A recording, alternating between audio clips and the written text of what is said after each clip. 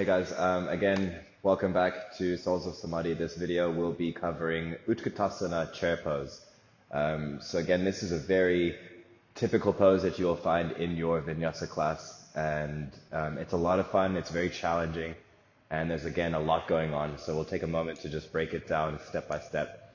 But I like to start just in our forward fold. So just taking a moment, feel free, you can take a ragdoll if you like, again, just shifting your weight from side to side. I like to exaggerate the movements, maybe pedal out your legs as well if your legs are still feeling a bit tight. Right, and then coming back to stillness, releasing your hands to the mat, tucking your chin slightly. So this is our Uttanasana forward fold, and then rising up for a halfway lift, and exhale to fold. Great, and then for chair pose, I like to cue to have your feet together. So with feet together, or at least shoulder width apart, depending on what your preference is. But I like to cue feet together. So with your feet together, it's a bend into your knees, a generous bend into your knees, squeezing your thighs together, and then you're reaching up towards the sky. So they call it chair because imagine that you're sitting in this chair, an air chair if you want to call it that. And a good cue I like to give in my classes as well is, can you see the tops of your toes? So you want your knees drawn slightly back.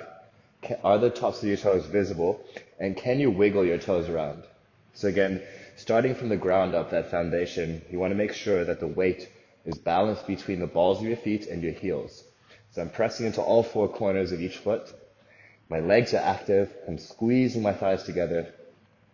And then arms are extended towards the sky. I like to cue to have pinkies facing inwards, arms up, and you're gazing between your hands. And also another thing, if you want to challenge it, you can even also try to tuck your tailbone towards the back of your mat.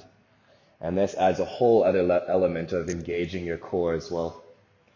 So engaging your core, my hamstrings are switched on, quads are switched on, my calf muscles are working. Everything is working here from the ground up. Right, and then also if you want to challenge it, you try and sit a little bit deeper, but still keep your tailbone tucked. And don't worry about what your chair looks like right now, because your chair will develop over time.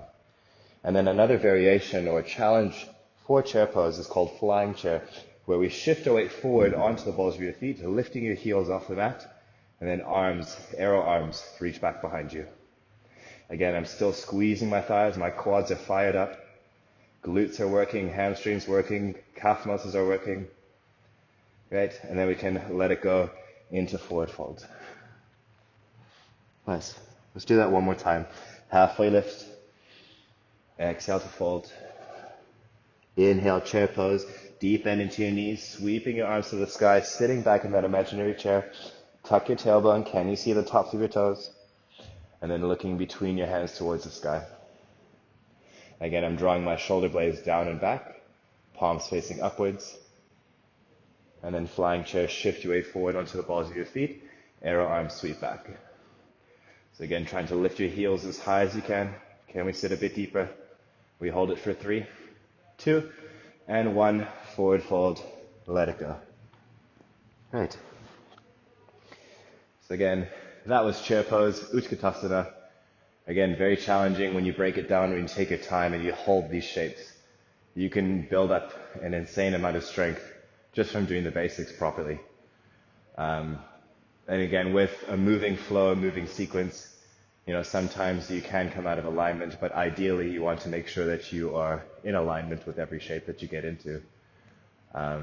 So yeah, with that, I hope you enjoy, and I will see you for the next video.